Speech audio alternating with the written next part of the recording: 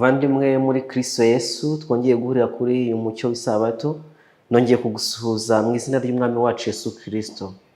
Nanezerewe nanone yuko Imana iduhaye amahirwe yatangaje, yakomeje kuduha n'ubundi kugeza n'uyu munsi, izina ryayo rihabwa icyubahiro. Tugeze ku munsi wa 15 muri kimwe cya kabiri cy'ukwezi kwacu, kandi Imana yaratuyoboye, ndetse uyu munsi tuje gutangira ikindi gika kidasanzwe. Ndagira ngo nkwibutse ko turi kuganira ku nsanganyamatsiko ivuga ngo ukuri kw'iki gihe mu gitabo cy'umuhanuzi Daniel. Turacyari mu gitabo cy'umuhanuzi Daniel, rya jambo ryahanuwe rirushaho gukomera, kandi ijuru rikutubwira yuko tuzatugize neza nituryitaho. Nicyo gituma Imana yatuhaye amasezerano akomeye cyane muri Yeremiya 38:20, ari nako kurarika kwanjye nakomeje kukurarika, havuga ngo ndakwinginze umvira ijwi ry'Uwiteka rivuga ibyo nkubwira, nibwo uzamererwa neza kandi ubugingo bwawe buzarama. Naho ngaho tukiri rero, ndashima Imana cyane ko yakomeje kuturinda ikadukomereza mu buntu bwayo, hatari uko turi beza, ahubwo ari uko ifite ikidushakaho. Rya somo nkunda ryo muri Tito, Pawulo abwandikira Tito ati cyatumye usigara ikirete ni ukugira ngo utunganye ibyasigaye bidatunganye. Yesu arashaka yuko tugira imibereho iboneye, imibereho ikwiriye, imibereho yiteguye gusanganira umwami wacu ugiye kwimikwa vuba budatinze. Kandi ayo makuru niyo twakomeje kubwirwa. Ndakubisa yuko twari dufite umugambi wo kureba ibintu bibiri. Icya mbere ni inyifato dukeneye no kwitegura akaga kadusatiriye muri iki gihe giheruka cyo gukora kwa Babuloni yo mu gihe giheruka. Icyo ni icya mbere twamaze igihe tukiganiraho, kandi ejo twagishyizeho umusozo. Ubwo tugiye gutangira icya kabiri cyerekeranye no gusuzuma twitonze iby'imikorere y'umunyabugome, imikorere ya Babuloni yo muri iki gihe. Kandi ndagira ngo warabibonye, ntabwo twatandukiriye rwose kuri uyu mucyo w'isabato, aho turi gusuzuma ukuri kw'Imana, ukuri kw'iki gihe mu buryo bw'umwihariko kwerekeranye n'ukuri kwerekeye isabato. Turacyari mu murongo w'umucyo w'isabato. Ndabishimira Imana cyane. Mbere yuko dutangira, ngiye kugusaba duce bugufi n'ubundi imbere y'Imana, tubanze dusenge hanyuma dukomeze. Data mwiza udukunda uri mu ijuru, izina ryawe rihabwa icyubahiro. Tugushimiye kuri mwiza, imbabazi zawe nizo zatumye dukomeza kuba tukiriho na n'uyu munsi, uhabwa icyubahiro. Ngwino twiyoborera nanone mu ijambo ryawe, ngo turusheho kunguka ibyawe no kwishimira kuyoborwa nawe. Tugeze mu gika cy'ubuhanuzi, ntabwo busobanukira benshi, bisaba gukoresha ubwenge cyane, nyamara turabaswa. Ariko ntabwo duhisemo nk'abandi bahisemo ubuswa, ahubwo duhisemo kuza aho uri kugira ngo duhe ubwenge nk'uko wabisezeranye. Niko wandikishije muri Yakobo 1:5 ngo ubuze ubwenge bugusabe nawe uzabumuha. Tugusabye ubwenge rero kugira ngo dusobanukirwe n'ibyanditswe byera. Uzabane natwe muri iki gika twinjiye mu gika cy'ubuhanuzi, kandi ubwo tugiye gusuzuma bimwe muri byo uyu munsi tubere umugisha nanone. Niko gusenga kwanjye mu izina ry'umwami wanjye Yesu Kristo, amen. Amen. Twinjiye mu gika cy'ubuhanuzi, kandi ubuhanuzi inshuti zanjye twarabubonye mu cyigisho nibwira ko cyari icya kabiri, kwibaza iby'ubuhanuzi bisobanuye. Twabonye ko ubuhanuzi ari nk'amatara maremare y'imodoka ku mugenzi uri kugenda hacuza umwijima, imikuku, imvura n'ibindi, kugira ngo abashe kureba ibiri imbere ye ataza gukora impanuka. Ubuhanuzi ni uburyo Imana yubaka icyizere dufitiye. Icyifuzo cyo tuguduhisha ubuhanuzi biragenda bikaduha ikimenyetso cyerekana imico y'Imana nyakuri, kandi gukurikiranya neza uburyo ubuhanuzi buvuga ibizaba byagiye bisohora n'uburyo bizadusohora, ibyo bintu bidushishurira ubushobozi Imana ifite bwo gusoza ibyo yavuze, maze twarushaho kwigirira icyizere. Ndagira ngo nkibutse isezerano Imana yasezeranye muri Amosi 3:7. Imana yavuga iti ni ukuri ntabwo nzagira icyo nkora ntarabanza kukibwira abagaragu banjye b'abahanuzi. Rero Imana yandikishije ibyo igomba gukora. Ntabwo tugenda nk'abatazi aho tujya, ahubwo tuzi aho tujya rwose. Muri aka kanya tugiye gusubira muri Daniel 2.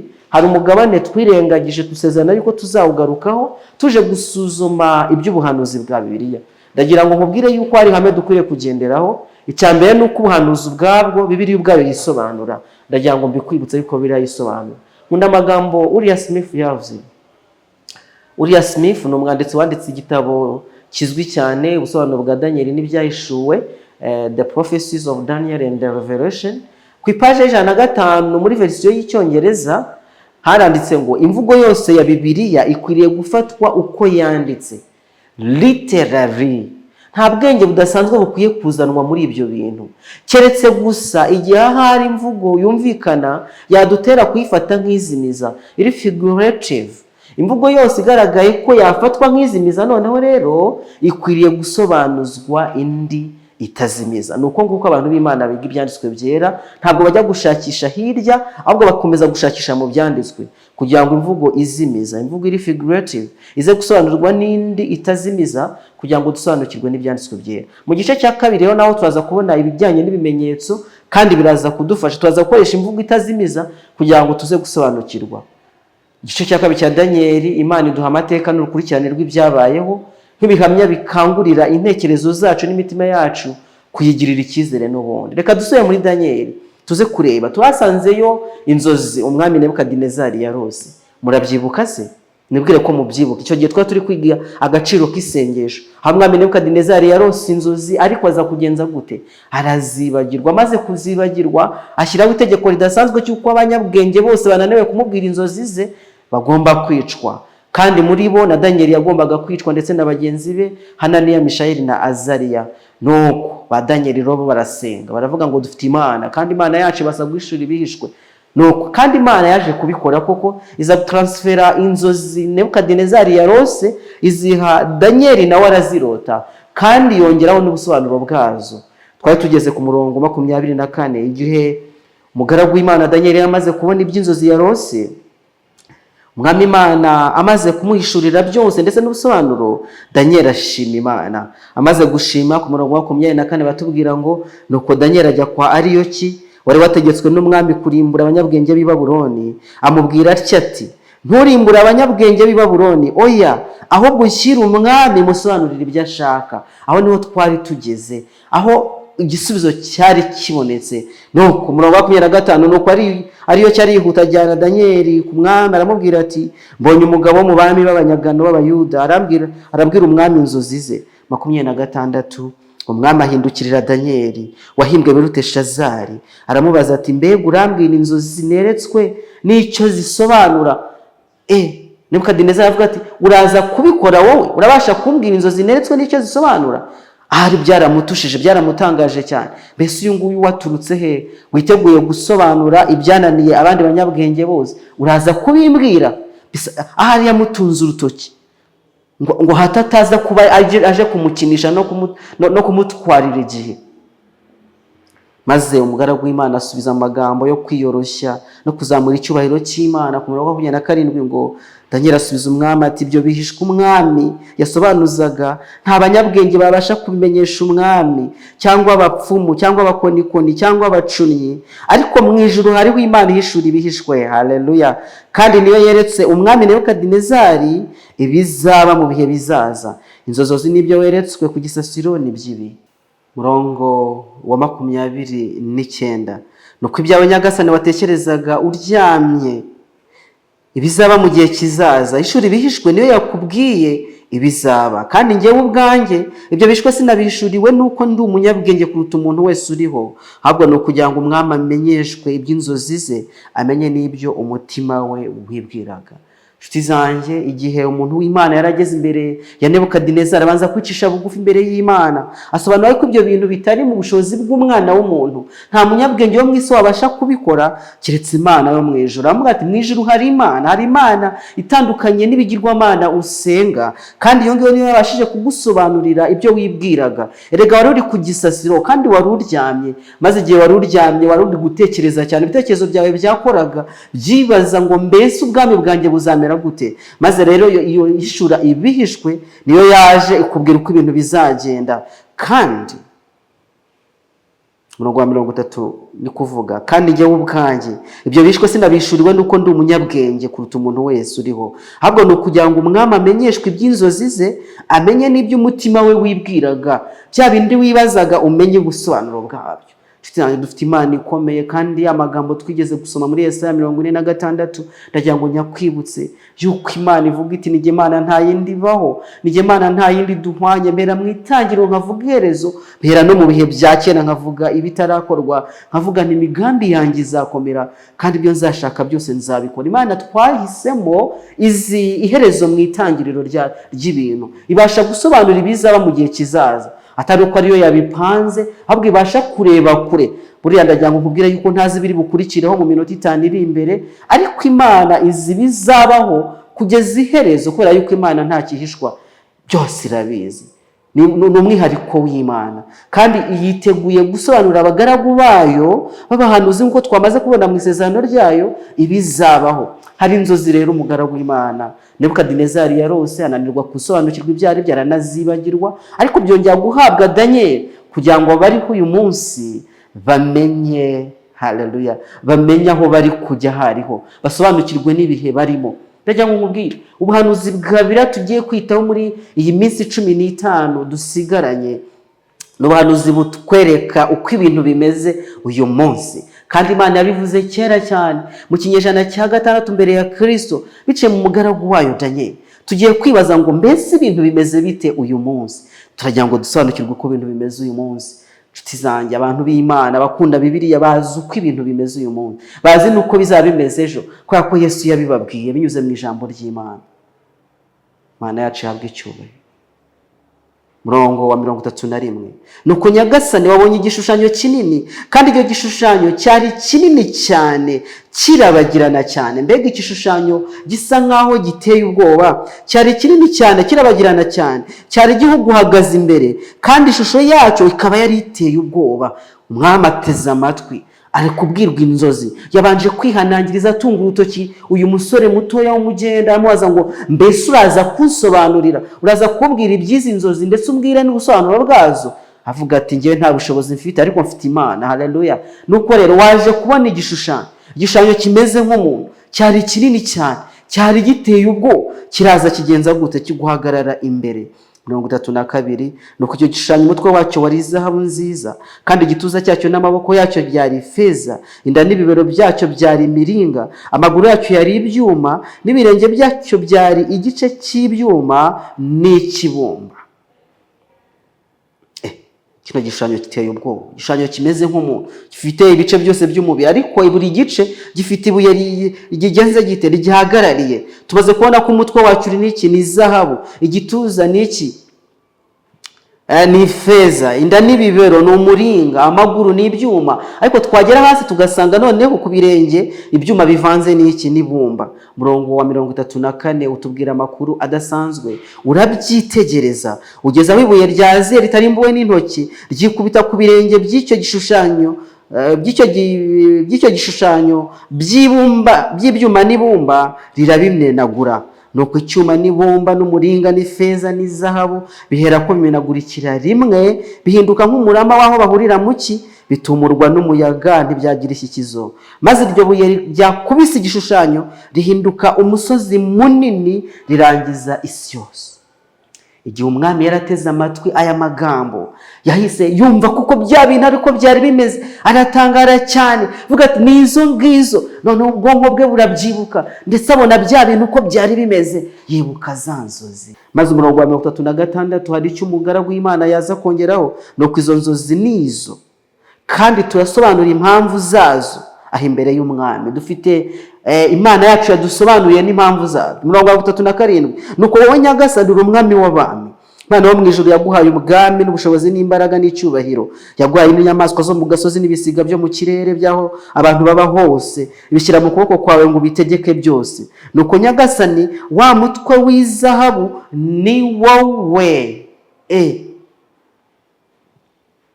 Noneho rero twamaze kubona yuko imvugo izimiza izasobanurwa n'indi itazimiza. Ijuru niryo ritanze ubusobanuro bw'uyu mutwe w'izahabu yuko ari ubwami bwa Babuloni, ubwami bwande, ubwami bwa Nebukadinezari. Twarabubonye yivuga muri Daniel igice cya 4 ati ngiyi Babuloni yanjye niyubaki. Bwari ubwami budasanzwe, ubwami bw'izahabu koko.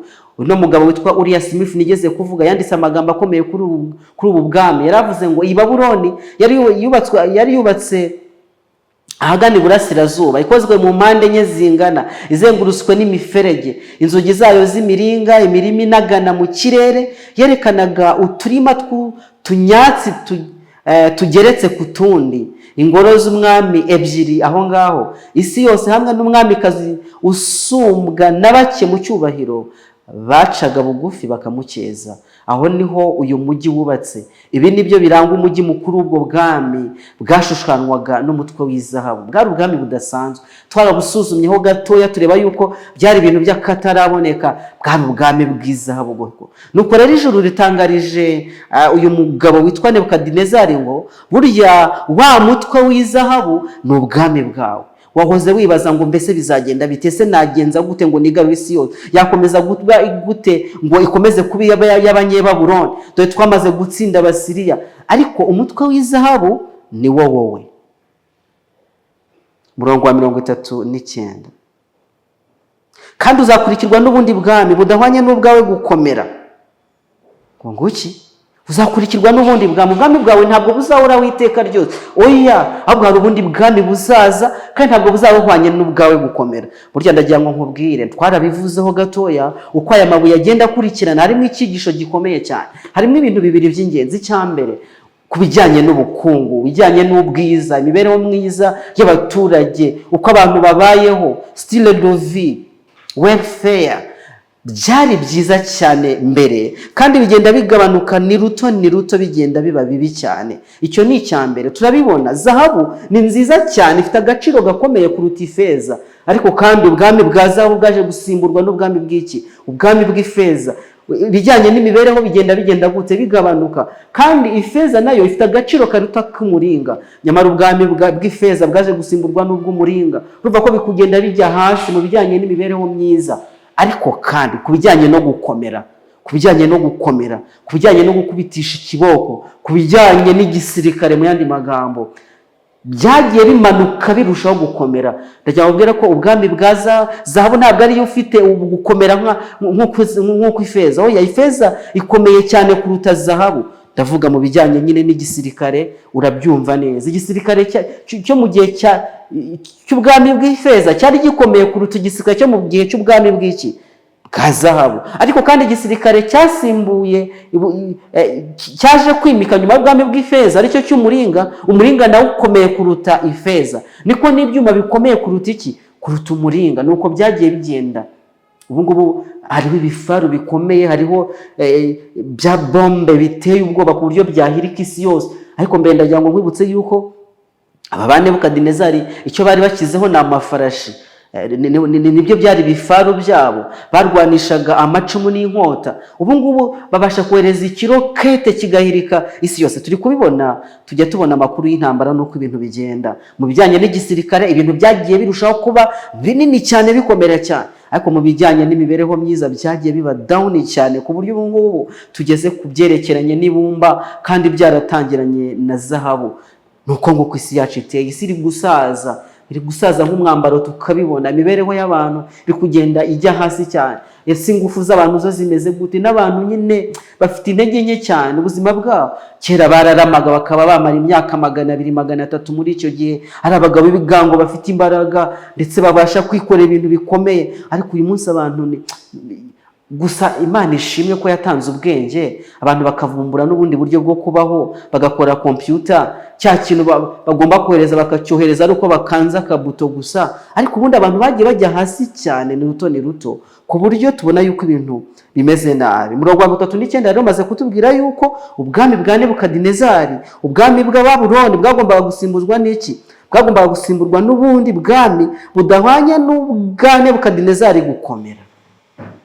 Uko byagenze, ya Babuloni umwami yashonyagizaga ati ngiyi Babuloni niyubakiye, ngiyi Babuloni hakomeye niyubakiye, ngo habe umurwa wanjye nturaho, nkubakishije imbaraga z'amaboko yanjye, ngo haheshe ubwami bwanjye icyubahiro. Tuzi uko byaje kugenda muri Daniel igice cya 5 twarabibonye. Mu gihe cy'umwami Berushazari ubwami bwa Babuloni bwaje kunyagwa. Igitangazo ry'Imana ryari maze gutangaza ku mwami Berushazari, avuga ngo meni tekel farisini, ubwami bwawe buranyazwe, wapimwe mu bipimo bigaragara yuko udashyitse, none ubwami bwawe buranyazwe, buhawe Abamedi n'Abaperesi. Ibyo byabaye ku itariki ya 3 kwezi kwa 10 muri 539.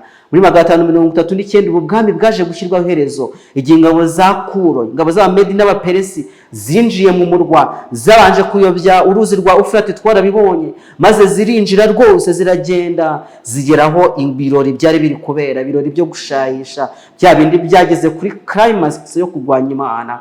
Twarabonye ko ubuhanuzi bwari bwarabivuze mu myaka irenga 150 mbere yuko busohora, muri Yesaya 45 umurongo wa mbere, aho ijuru ryari ryaravuze ngo ibi nibyo Uwiteka abwira Kuro, uwo yimikishije amavuta, niwe ufashe ukuboko kw'iburyo nkamunesheresha amahanga ari imbere ye, kandi nzakenyuruza abami kugira ngo mukingurire inzugi, kandi amarembo ntazugarirwa. Nuko niko byari byaragenze. Ibi bintu byavuzwe mbere y'imyaka 150 mbere y'uko uyu Kuro avuka, maze kandi ijuru rirabisohoza muri bya birori twamaze kubona muri Daniel igice cya 5.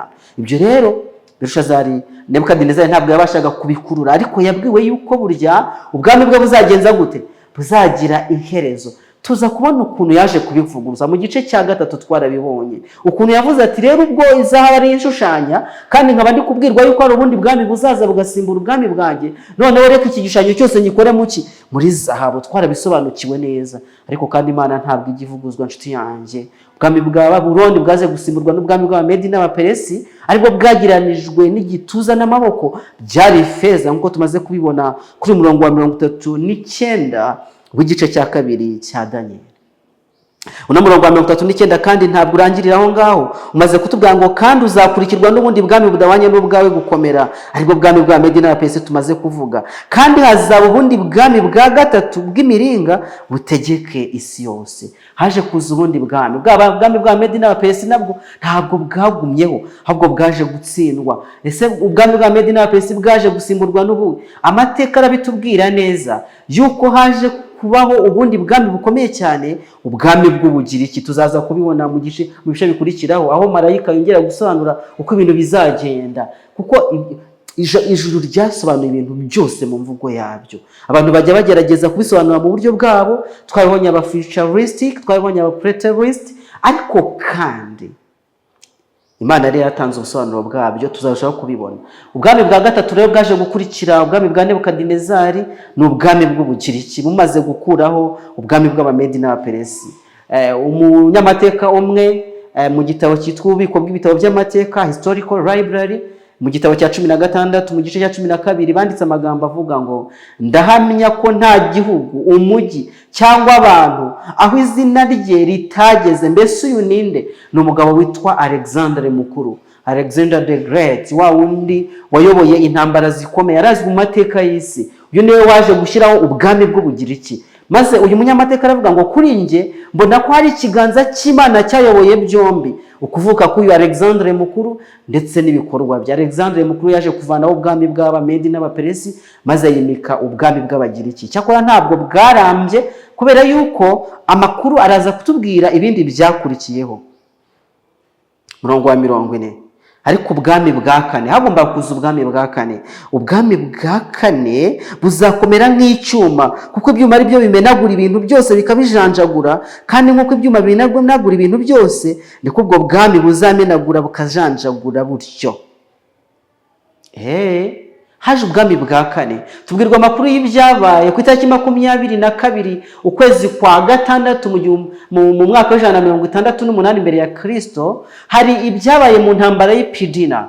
Intambara y'Epidina, aho Alexandre yategekaga, havuyeho nyuma y'imyaka 144 yose amaze gupfa, maze ubwami bw'Abagiriki bujya mu maboko y'ubwami bw'Abaroma. Ubwami bw'Abaroma nibwo bwabaye ubwami bwa 4, kandi ubwami bwaje budasanzwe. Ubwami bwa 4 ariko ngo bwari bukomeye nk'icyuma, kandi uzagenda ubarebe bambaraga nk'ibyuma nyine. Genda urebe urugamba Paulo yaje gushushanya yigisha abantu b'Imana ko bakwiye kuba bambaye intwaro zose z'Imana, abigeranya nuko Abaroma babaga bambaye. Avuga ati mujye mwambara n'icyuma gikingira igituza, mukwesa inkweto, mufite ingabo. Ibyuma byarabarangaga. Bwari ubwami budasanzwe, ubwami bumenagura, ubwami bwica. Ndagira ngo nkubwire yuko ubwo bwami nibwo umwami wacu Yesu Kristo yaje asanga ku isi, igihe yaraje kwimika ubwami bw'Imana, aje gutangaza iby'ingoma y'Imana, aje gucungura inyoko muntu no kwerekana imico y'Imana mu gukomeza amategeko yayo. Yesu Kristo yabayeho mu bwami bw'Abaroma. Yesu Kristo yavukiye i Betelehemu kubw'itegeko ry'Abaroma. Itegeko ry'Abaroma ryari ryavuze ngo mu bantu bose bajye iwabo bajye kwiyandikisha. Nuko Mariya nawe rero ndetse na Yosefu bagombaga kujya i Betelehemu kwiyandikisha, maze umwami Yesu avukira i Betelehemu ku isezerano ryari ryarabivuze. Iryo tegeko ryari rivuye he? Ryari rivuye ku Baroma. Tuzabibona muri Luka, niko itegeko ryateganyaga. Kandi itegeko rya Yesu ry'Abaroma niryo ryategetse ko umwami wacu, umwami Yesu, abambwa ku musaraba i Kalvari, kubera yuko Pilato niwe washyizeho umwanzuro. Erega Abayuda ntabwo bari bafite ubushobozi bwo gutanga igihano cy'urupfu ku muntu uwo ari we wese. Igihano cy'urupfu cyagomba gukomoka kuri rezida w'ubwami bw'Abaroma, kandi rezida wari uri muri iyo residence i Yerusalemu yari Pilato. Pilato rero niwe watanze itegeko rya nyuma, aravuga ngo ubwo mubyemeye yuko uyu muntu agomba gupfa, bari babishegeye cyane, avuga ati mbese ko nta cyandi kumubonaho, arazira iki ko ndeba ari umukiranutsi? Ndetse umugore we nawe atanga ayo makuru yuko uwo muntu yarose bye, ariko barakomeza barashega, bamwereka yuko ndetse natamwica azaba ari umwanzi wa Kayisari. Maze bijemwo ibibazo bya politike, Pilato arabyitaza, aravuga ati ngewe mparabiye imbere yanyu, ngaho ni mu mujyane. Arasinya yuko agomba gupfa. Muribuka yuko ku musaraba w'i Kalvari ari we watanze itangazo, ashyiraho description y'uwo muntu bambwe hagati y'ibisambo bibiri. Aravuga ati uyu ni Yesu Kristo, umwami w'Abayuda. Barasakuza bati kubera iki mu mwisi umwami w'Abayuda kandi umwami wacu ari Kayisari? Maze Pilato mu gucanganyukirwa avuga ati icyo nanditse nacyanditse. Nuko byagenze koko, yasanzwe mu maboko y'abanyabyaha bikomotse ku itegeko ry'Abaroma. Ariko hari inkuru nziza, umurongo wa 41 utubwira ibindi bintu bigomba kubaho. Nuko ubwo bwami butazakomeza kumera gutyo, ahubwo umurongo wa 41 hatubwira ubusobanuro bwa bya birenge n'amano. Kandi nk'uko wabonye ibirenge n'amano ari igice cy'ibumba ry'umubumbyi n'igice cy'ibyuma, niko ubwo bwami buzigabanyamo. Ariko muri bwo hazabaho gukomera nk'ibyuma, nk'uko wabonye ibyuma bivanzwemo ibumba. Bwa bwami bwaje gukomera. Ariko kandi ndagira ngo nkubwire inshuti zanjye, ubwami bw'Abaroma bwakomeje kuyobora uhereye mu 168 imbere ya Kristo, kandi buzakomeza kuyobora kugeza ubwo umwami wacu Yesu Kristo azimika ubwami bwe. Na n'ubu ngubu buracyayoboye. Nimbivuga bishobora kutumvikana, ntabwo abantu babizi yuko buyoboye. Nibyo koko ibirenge turabibona ku gishushanyo Nebukadinezari yaronse, nuko ibirenge bifite amano, kandi ayo mano agera mu 10, birumvikana n'ibirenge nk'ibyuma, n'ibirenge by'umuntu, kandi bivanze n'ibumba, bivanze n'ibumba, ntabwo ari ibyuma gusa. Ariko nubwo bimeze gutyo, influence politique ya Roma iracyarimo. Turacyabona mwiki, turacyabonamo ibyuma. Kandi nk'uko amano yari igice cy'ibyuma n'igice cy'ibumba, niko ubwo bwami buzamera. Igice cyabwo kimwe kizaba gikomeye, ikindi kigenje gute? Ikindi kidakomeye. Nuko bimeze. Tuzabona hariho amaleta ndetse bibwire yuko bafite ubusugire bw'ibihugu byabo, ariko ntabwo ari byo. Kirango bakurikirana politike, ntabwo ndi umunyapolitike, ariko kandi noneho twinjiye muri politike ya Bibiliya. Ndagira ngo ubwe ko politike Bibiliya yitaho ni politike ifitanye isano n'ubwoko bw'Imana. Ndabishimira Imana cyane. Impamvu aya mateka aba yavuzwe nuko abafitanye isano n'ubwoko bw'Imana. Ndetse ntabwo ubona yuko ubwoko bw'Imana bukomeza bukaromboreza kugera mu bwami bw'Abaroma nyine. Nibyo ngibyo Imana yitaho rero, irabyitegereza ikavuga uko bizaba bimeze, ikabwira abantu b'Imana uko bakwiye kuzaba bitwara. Twarabisuzumye mu mugabane wa mbere. Abantu b'Imana bafite role map. Buriya hari uko Abamedi n'Abaperesi babanye n'ubwoko bw'Imana, hari uko Ubugiriki bwabanye n'ubwoko bw'Imana, hari uko Roma yabanye n'ubwoko bw'Imana. Niyo mpamvu ayo mateka tuyiga kandi tukayashimikira rwose ngo tumenye ibyayo. Ntabwo tuziga amateka y'Abashinwa, ntabwo tuziga amateka y'Abayapani, ntabwo tuziga amateka ya Australia. Ubwo bisobanuye yuko nta sano bifitanye no kurwanya cyangwa no gushyigikira ingoma y'Imana. Nta sano bifitanye n'uburyo ubu bwami bwibasiye itorero ry'Imana ku isi. Ariko n'abifitanye isano, ayo mateka aranditse mu byanditswe byera. Aranditse. Imana ishimwe yuko ikorekerana ubwoko bwayo, ikakomeza kububwira uko ibintu bizagenda gute bizamera. Niko twasomye muri Amosi 3:7, ntacyo Uwiteka azakora atabanje kubwira intore ze. Aho intore z'Imana ziri zigomba kuba zifite iki? Amakuru. Imana ishimwe. Reka twisubire ku birenge n'amano turi kubwirwa. Murongo wa 42, nk'uko amano yari igice cy'ibyuma n'igice cy'ibumba, niko ubwo bwami buzamera. Igice cyabwo kimwe kizaba gikomeye, ikindi kidakomeye. Kandi nk'uko abonye ibyuma bivanzwe mu ibumba, niko bazivanga n'urubyaro rw'abantu, ariko ntibazafatana nk'uko ibyuma bitavanga n'ibumba. Aya magambo arakomeye. Ubwami bw'Abaroma bwaje kugeraho buza kugira ikibazo. Twabonye yuko byahereye muri 168 mbere ya Kristo, ariko igihe byari bigeze muri 476 nyuma ya Kristo, ubwami bw'Abaroma bwaje kwigabanyamo. Habayeho ikintu cyitwa ababarubare, maze biza kubyara amami 10 nk'uko aya mano 10 ari. Uzasoma iby'Abanglo-Saxon, uzasoma iby'Abaramana, Ababurgundi, Abafaransa, Abafranks, Abasaxon nayo maze kubivuga, Abalombare, Abaswevi, Abawisigoth. Aya ni amateka, kandi amateka twiga mu ishuri, ntabwo ndi bubitindwemo cyane. Uzasoma iby'Abawisigoth, Abahelura, Abastrogoth, Abavandari n'abandi. Ayo mami 10 niko ubwami bwa Roma bwari bwibumbiye hamwe mu gihe cy'Abakayisari, bwaje gushwanyuka bwiremamo ubwo bwami bwose. Ariko kandi buracyari ubwami bw'Abaroma bwatewe n'abaki n'ababarubare, niko babise abanyamusozi. Igihe cyarageze intambara ziraba kugira ngo ubu bwami bwongere kugenza gute? Kwihuriza hamwe. Ariko ijambo ry'Imana ryavuze amagambo akomeye cyane ku murongo wa 43, maze Daniel abwira Nebukadineza ati nk'uko wabonye ibyumba bivanzwe n'ibumba, niko bazivanga n'urubyaro rw'abantu ngo bagerageze kongera kuhuriza ibintu hamwe, ariko ntabwo bazafatana nk'uko ibyuma bitavanga n'iki? Nk'uko ibyuma bitavanga n'ibumba. Ntabwo bazafatana. Hari abantu bakomeye bagerageje kongera kunga iyi si ngo bayifatanirize hamwe.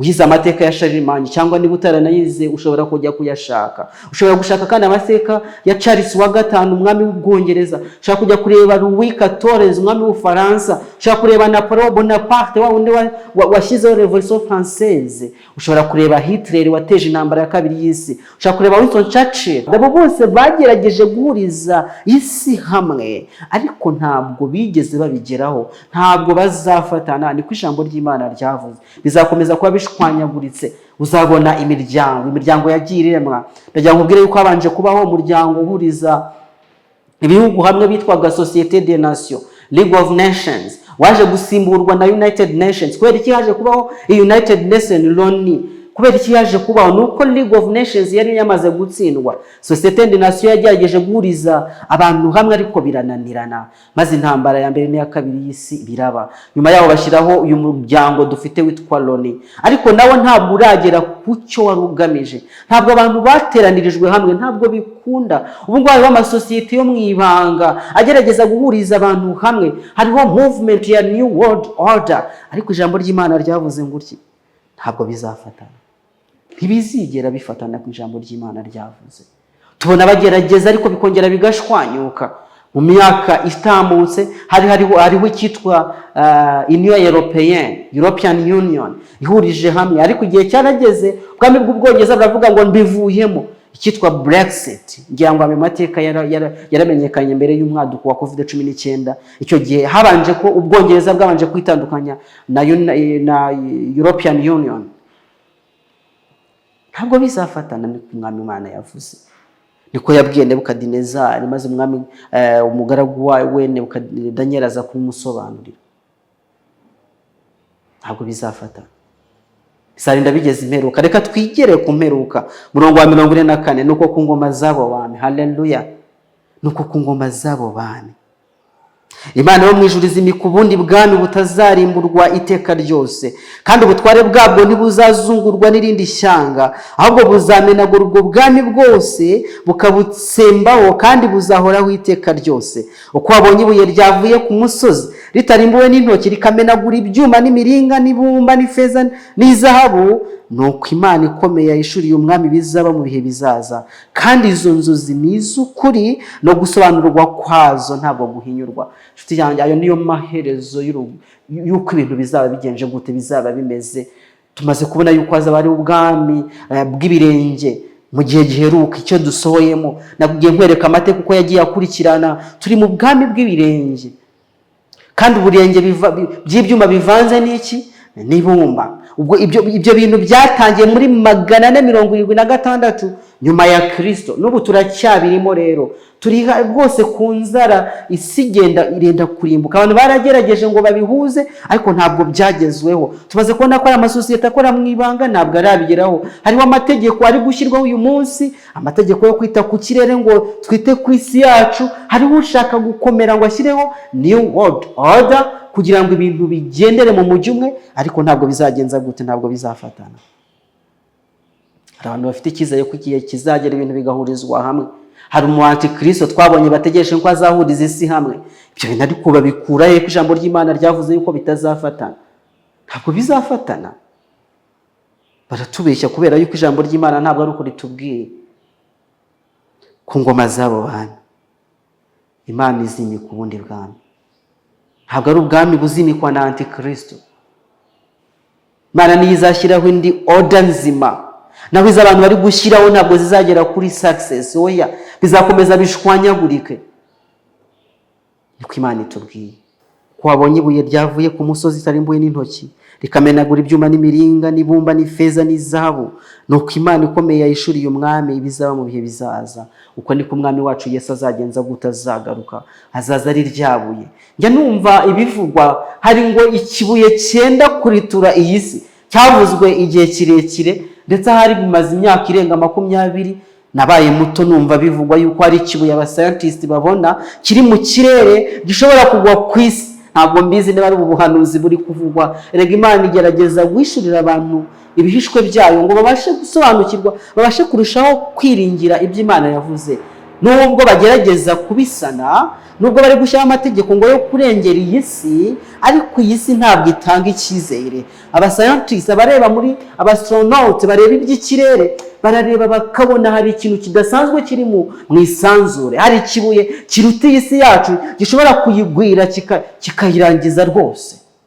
Ariko ntabwo ari uko bizagenda. Ahubwo Imana bamwijije izaba yimitse ubwami bushya. Haleluya. Mwami wacu Yesu Kristo azaba yimitse ubwami bushya. Kandi ubwo butware ngo ntabwo buzazungurwa n'irindi shyanga, ahubwo buzamenagura ubwo bwami bwose bubutsembeho, kandi buzahoraho iteka ryose. Mbega amakuru meza, amakuru akwiye kumenywa n'abagenzi ba Gisiyoni. Ndakwifuriza kuba muri ubwo bwami. Haleluya. Ndagira ngo wite kuri aya magambo. Nkunda ijambo ry'Imana. Ijambo ry'Imana uko ndigiyemo riranezeza cyane. Ari tuzabisuzuma twitonze nitujya muri Danieli igice cya 7, kandi nicyo tuzakurikizaho ejo. Ntabwo bitinze, turi gucukumbura noneho iby'ubuhanuzi. Mbese urabona yuko hari amaguru y'ibyuma abiri. Hari amaguru abiri. Wari uzi ko ubwami bwa Roma bwabanje kwigabanyamo Roma ebyiri. Ubwami bw'uburasirazuba n'ubwami bw'uburengerazuba. Uri kubona aya mano 10 ahuje na bwa bwami bw'ababarubari. None tubwiwe ikintu gikomeye cyane cyitwa umusozi. Reka nkujyane ku murongo wa 34. Urabyitegereza ugeza aho ibuye ryaziye ritarimbuwe n'intoki, ryikubita ku birenge by'icyo gishushanyo by'ibyuma n'ibumba, rirabimenagura.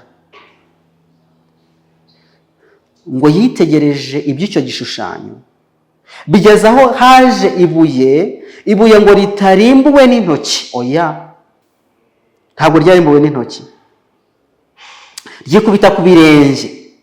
Kuko nyine ryaje risangwa ubutegetsi bugeze kuki ku mano. Ryikubita ku mano, ntabwo ryikubise ku mutwe, kuko umutwe ntabwo ugihari.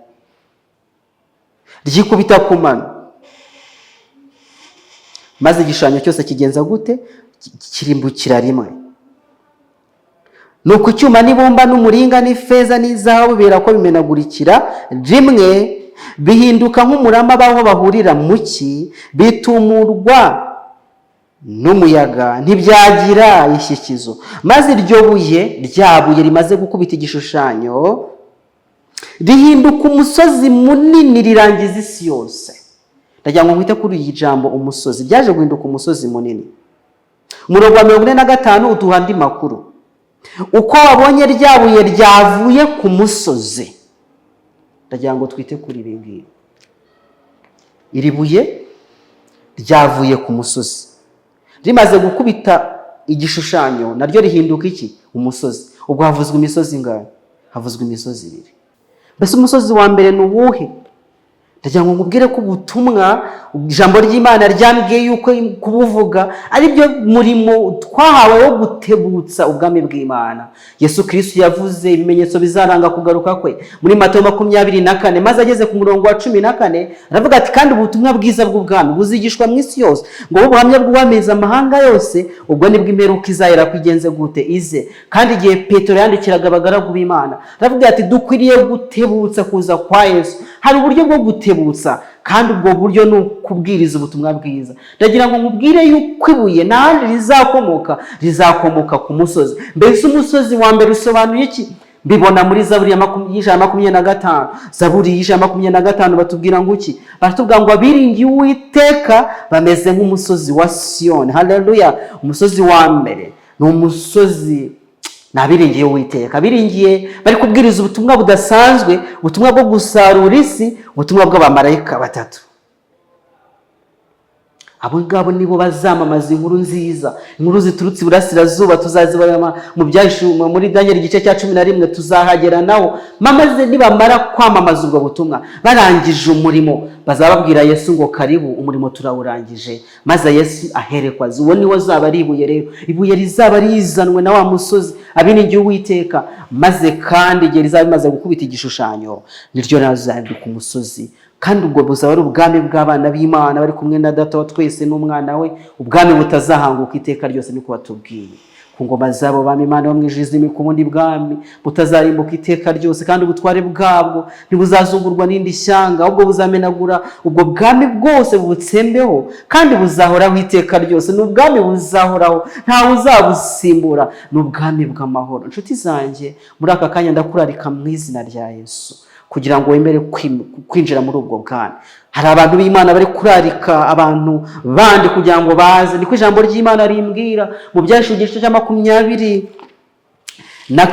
ndebye ku murongo wa 17 ni amagambo yenda gusoza ibyanditswe byera. Kwere ku murongo wa 17 hari amakuru akomeye yuko uyu musozi Siyoni abiringiye Uwiteka bongera kugereranwa n'umugeni, kandi Yesu Kristo iri buye rizaza gutsembaho byose yagereranijwe n'umukwe. Maze umurongo wa 14 bambwira ngo umwuka n'umugeni barahamagara bati ngwino. Mwuka n'umugeni, abantu b'Imana, umugeni hamwe na Mwuka Wera ukora mu mitima y'abanyabyaha, urarikira buri wese wumvira ijambo kugira ngo aryiteho.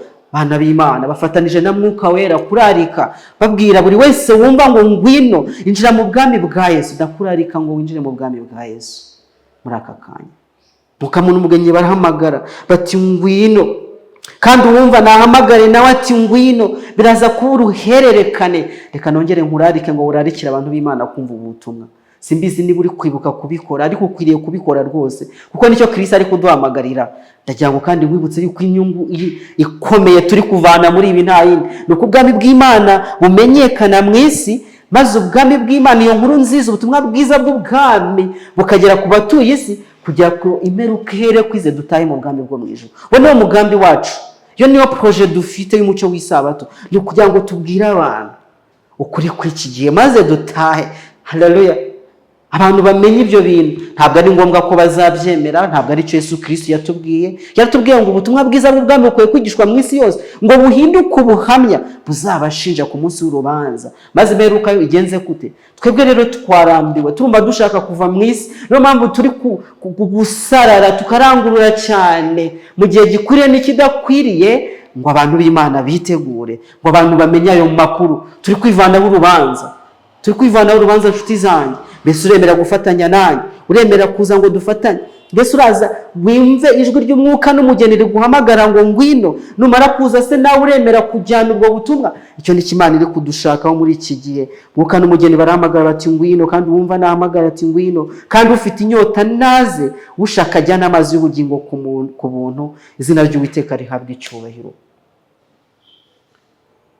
nshuti zanjye, turi hafi gutaha mu bwami bwo mu ijuru, turi hafi kubona Yesu Kristo atungutse mu bicu, kandi icyo gihe kiri hafi rwose. Ibimenyetso yatanze birabyerekana. Icya mbere, turi mu bwami bw'amano, aho ibintu bari kugerageza gufatanya ntibifatanike. Turabona yuko imivurungano ya politiki iri kubigaragaza. Icyo ni ikimenyetso turebye muri Daniel igice cya 2. Tuzakomeza kubona n'ibindi. Ubwami turimo busa nk'ubwo ngubwo, kandi abana b'Imana bari kubwiriza ubutumwa. Turi kubona umusozi ugomba gukomokaho ibuye uri kuvuga ibintu mu buryo budasanzwe. Uno musozi nawo turi kuwureba. Hagiye kuza rero ibuye ridasanzwe ritarimbuwe n'intoki z'umuntu, riza rikubita igishushanyo. Biri hafi cyane, ibimenyetso birabyerekana. Byahishuwe igice cya 11 umurongo wa 15 hari amasezerano akomeye cyane Imana idusezerana. Byashuwe igice cya 11 haravuga ngo umurongo wa 15, marayika wa 7 avuza impanda, mu ijuru havuga amajwi arenga ngo ubwami bw'isi bubaye ubw'umwami wacu n'ubwa Kristo we, kandi azahora ku ngoma iteka ryose. Haleluya. Vuba bidatinze tugiye kubona ubwami bw'isi buhinduka ubw'umwami wacu, azahora ku ngoma iteka ryose. Uwo ni Yesu Kristo, kandi arifuza kwimana nawe. Mbese uremera kuza kugira ngo mwimane ingoma? Njyewe nabihisemo, kandi niyo mpamvu ndi kukurarika, kuko ni itegeko rya Yesu yuko abantu b'Imana bamaze kwinjira muri ubwo bwami bafatanya na Mwuka Wera kurarika. Tumaze kwisoma mu Byashuwe igice cya 22 umurongo wa 17. Turakira abantu bose bafite inyota yo kumva ijambo ry'Imana, abantu bose bafite inyota yo gukiranuka, ngo baze kuri Yesu bacyura amazi y'ubugingo, bahinduke ubugingo buzima. Bigeze amazi y'ubugingo itembe iva muri bo, ikomeze kugenda ijyana ku isi ako gakiza k'Imana. Hari amakuru tubonye azasoza isi, nuko Kristo agiye kwimika ubwami bwe. Yesu ahimbazwe, agiye kugaruka vuba bidatinze, kandi amahanga yo ku isi, aka kaduruvayo, uko kwishyira hejuru kw'abami, izi ntambara, izi nzara baduteze, b'ibyorezo n'ibindi bisa bityo, bigiye gukurwaho. Satani yarigaragambije mu buryo buhagije, yakoze mu buryo bwe, ateza abami b'isi, asindisha inyamaswa, maze inyamaswa nayo iragenda inzoga inyamaswa, maze nayo uwo mugore agenda asindisha amahanga yose. Abantu b'Imana baba mu buzima bubi, ariko igihe kiraje. Haleluya. Amahanga yose yo ku isi agira iherezo, kandi ikindi kirutaho, Imana igiye kwimika ubundi bwami. Ubwami bwayo butazarimbuka, butazakurwaho iteka ryose. Ni ubwami buzabaho iteka ryose. Imana yacu ishimwe. Umurongo wa 45 tugera ku musozo. Daniel 2:45. Uko wabonye ibuye ryavuye ku musozi sarimbuwe n'intoki, rikamenagura ibyuma n'imiringa n'ibumba n'ifeza n'izahabu, nuko Imana ikomeye yahishuriye umwami bizaba mu bihe bizaza. Kandi izo nzozi ni iz'ukuri, no gusobanurwa kwazo ntiguhinyurwa. Imana yacu ihabwa icyubahiro. Reka nkubwire, igihe uno mugaragu w'Imana Nebukadinezari yari amaze kumva aya makuru, mutima we wakozweho cyane, uremezwa rwose, maze amagambo akurikira batubwira inyifato ye. Umurongo wa 46, nuko umwami Nebukadinezari ahera ko yikubita hasi yubamye, aramya Daniel, ategeka ko bamutambira ibitambo bakamwosereza imibavu. Yaravuze ati, uyu muntu ntabwo asanzwe, uyu muntu nawe ni Imana mu zindi, nibamutambira ibitambo bamwosereza imibavu. Ariko byanze bikunze ntabwo Daniel yagombaga kubyemera. Aravuga ati, reka namukomeje kubigusobanurira yuko mu ijuru hari Imana isobanura ibihishwe. Njyewe ubwanjye ntacyo ndicyo, ahubwo mu ijuru hari Imana. Igihe abantu b'Imana barambuye aya makuru bakabwira abatuye isi uko ibintu bizaba bimeze ejo, ikigiye gukurikiraho, abantu baratangara cyane, bakavuga bati bano bantu ntabwo basanzwe. Rega ntabwo ari uko tudasanzwe, ahubwo Imana yacu ntabwo isanzwe, ifite amateka yose uko yakabaye. Uko Imana yabivuze nuko byasohoye, ahari dukwiye gutangara cyane kuruta Nebukadinezari, kubera ko twebwe turabona ukuntu byagiye bigenda. Turabona ubwami bwa zahabu busimburwa n'ubwami bw'ifeza, tuzi amateka uko byagenze. Ubwami bw'ifeza busimburwa n'ubwami bw'umuringa, tuzi amateka uko byagenze. Ubwami bw'umuringa busimburwa n'ubwami bw'ibyuma, tuzi amateka uko byagenze. Maze ubwami bw'ibyuma buza kwicagagura mu ibice, turabona uko byagenze. Mbega ukuntu Imana yacu ari Imana ikomeye. Maze Nebukadinezari yatura amagambo akomeye, abwira Daniel ati, ni ukuri Imana yanyu niyo Mana nyamana, ni umwami w'abami, kandi niyishura ibihishwe, kuko ishoboye guhishura ibyo byahishwe. Imana yacu ishimwe.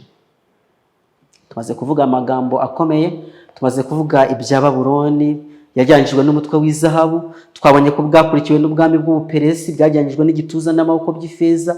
Ibyo byasimbuwe n'ubwami bw'Ubugiriki, bwajyanijwe n'ibibero by'imiringa, kandi nabwo bwaje gusimburwa n'ubwami bwa Roma, bwajyanijwe n'amaguru y'ibyuma.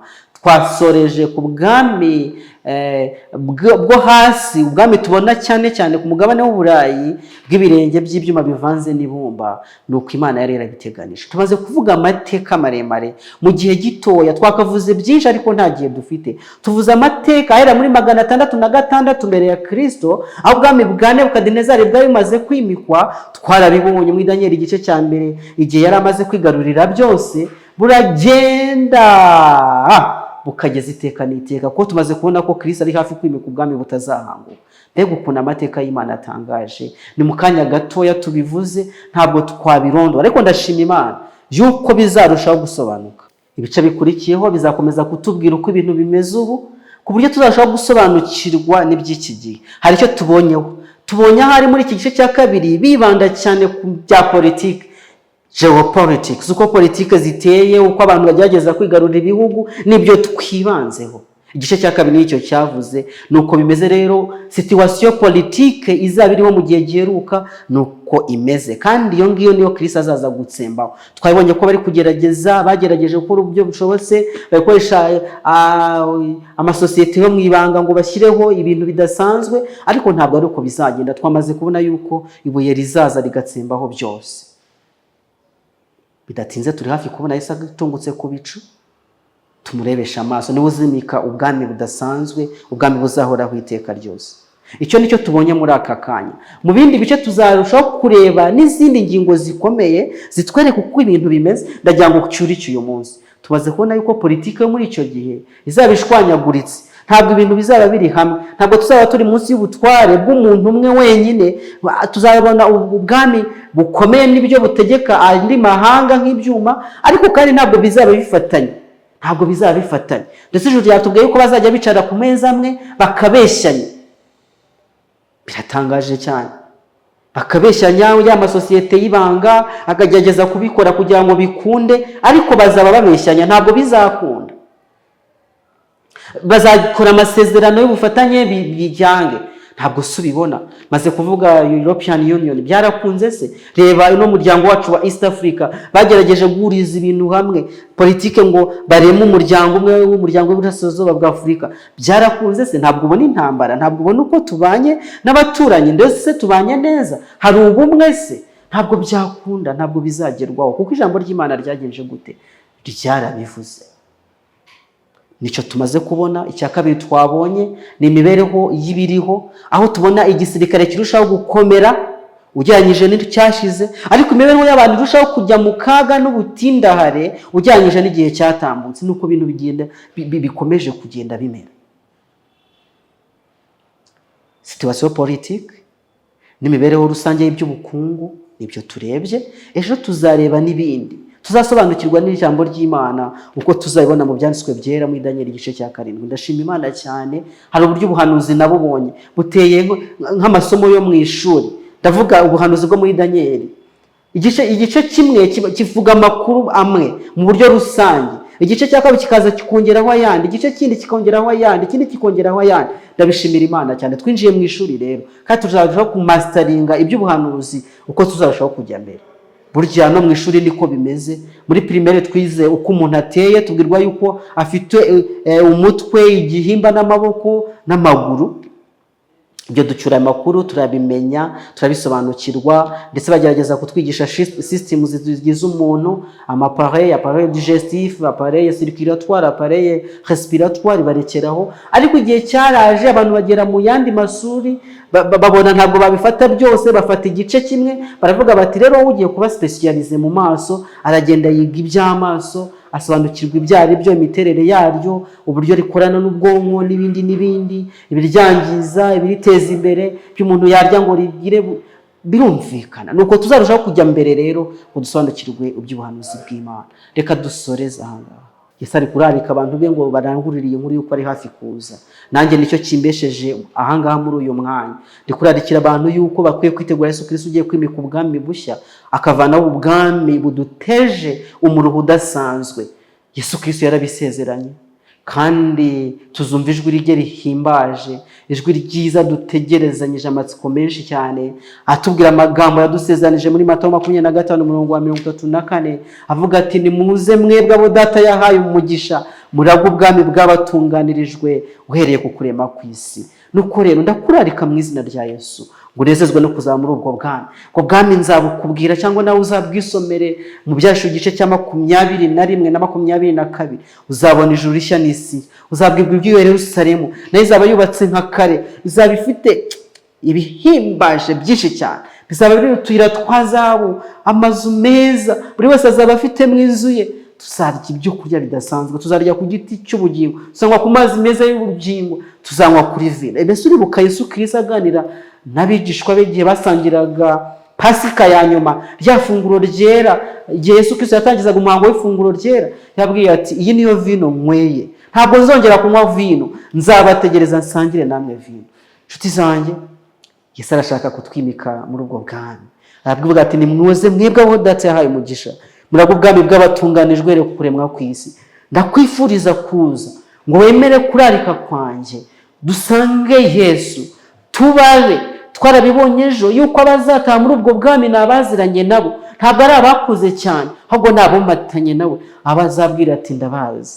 Nimuze mwebwe abo data yahaye umugisha, muragwa ubwami bw'abatunganirijwe uhereye ku kuremwa kw'isi. Mwifuje kuba muri ubwo bwami, kandi ndifuza ko tuzabubanamo, tuzahoberana, tumenyane, tuvuga duti yasi twari turimo, numvise amagambo yawe, zanezezwa no kumva ibyo bintu igihe Kristo azabagarutse. Mwifuje kuzabayo, kandi nifuje kuzakubonayo. Imana izadushoze kwambuka iyo Yorodani isuma, tugere hakurya, twambuke mu bicu byo mu ijuru. Nicyo nkwifuriza, nanjye niyifuriza mu izina rya Yesu. Reka dusenge. Data wa twese uhoraho, uhimbazwe. Tugushimiye uko wagaragaje amateka y'isi uko azakurikirana. None dusanze tugeze ku iherezo ry'amateka yayo, ahubwo uri hafi kwimika ubwami budasanzwe, ubwami tuzaba turi abami muri bwo. Izina ryawe rihabwe icyubahiro. Duteganiriza ibyiza bidasanzwe, tuteganiriza kuva mu isi y'uburwayi, isi y'intambara, isi y'inzara, isi y'inzangano, isi y'amakuba n'akangaratete kadasanzwe, isi y'amakozere mu buryo bwinshi. Ahubwo urashaka kutwimika mu bwami bwawe, ubwami wadutunganije uhereye ku kuremwa kw'isi, butaremwo ibyo byose, ahubwo ubwami bw'umunezero n'amahoro gusa. Ugiye kubwinjiramo, ugiye kubwitegura, ugiye kumva ijwi ryawe rirarika imitima yacu kugira ngo turusheho komatana nawe, tube tukwiteguye rwose. Ndagushimira iri jambo ko ritambutse, ndagushimira yuko rihagarikiye, kandi nizeye yuko uzakomeza kuduhagarikira no mu gihe gisigaye, ngo turusheho kunguka ibyawe, kumeze kutwungura ubwenge, ngo dusobanukirwe n'ibyanditswe byera, kandi bidukore ku mutima, bitwizeze kuri hafi, ngo iby'isi tubitere umugongo, turarame. Waravuze ngo nimuzabona byose ibyo biba, tuzararame turebe mu ijuru. Turaramye, turagutumbiriye ngo twigarurire wese ubwo ugiye kuza. Imbaraga z'isi zitazabasha kuduherana, ahubwo tuzatumbagiye tugusange mu bicu. Niko gusenga kwanjye muri aka kanya, nisabira sabarana buri wese ugutegereje kandi uneze amatwi, mu izina ry'Umwami wanjye Yesu Kristo.